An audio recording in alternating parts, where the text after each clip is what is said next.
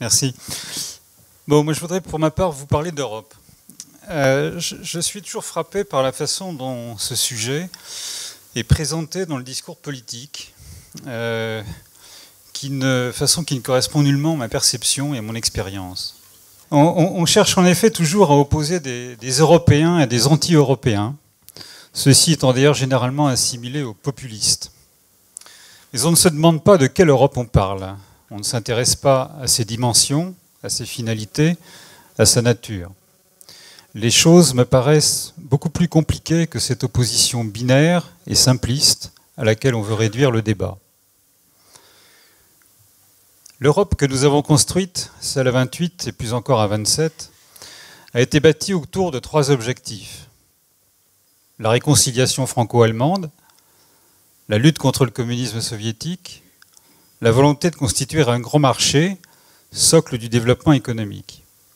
La première idée relève d'une vision historique, mais, et l'on ne peut que s'en féliciter, cette vision est à présent largement dépassée.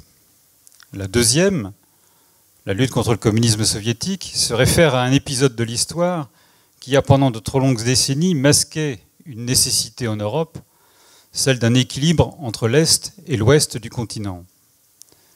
La troisième idée, celle du développement économique, est éminemment sympathique, mais elle n'est pas propre à notre continent. N'oublions pas quelque chose dans cette approche. N'oublions pas que l'Europe est avant tout une culture, peut-être une civilisation, qu'elle a été forgée par une histoire, par des liens entre ses membres, liens complexes de proximité, d'attraction, mais aussi de rivalité. N'oublions pas que ses membres partagent des valeurs communes forgées par l'histoire, forgées par des intellectuels qui ont pu, parfois dans l'adversité, exprimer leurs idées et les diffuser dans leur pays, mais aussi dans les pays européens voisins, et parfois même les diffuser depuis les pays européens voisins et grâce à eux. Si l'on fonde la construction européenne sur un raisonnement géopolitique à court terme, n'est-on pas conduit à en réviser continuellement son organisation et sa gouvernance? Si on la fonde sur un souhait de développement économique, n'est-on pas condamné à l'étendre sans limite puisque ce souhait est quasiment universel? Ne doit-on pas, dans le contexte actuel, fonder davantage la construction européenne sur l'affirmation de notre culture et des valeurs que nous partageons? Si cette façon d'aborder les choses est la bonne, ne faut-il pas alors en tirer les conséquences? Par exemple, reconnaître ces valeurs forgées par l'histoire et les nommer. Reconnaître qu'elles peuvent différer parfois fondamentalement de celles d'autres cultures.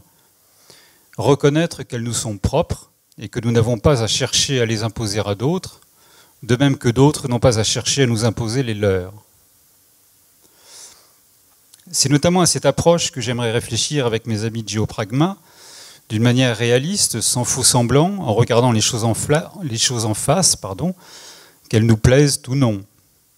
J'ai pour ma part quelque expérience des politiques industrielles nationales et européennes, des négociations internationales dans le domaine industriel et financier, et des rivalités économiques qui les sous-tendent souvent. J'aimerais contribuer à cette réflexion, et c'est la raison pour laquelle je suis ici ce soir.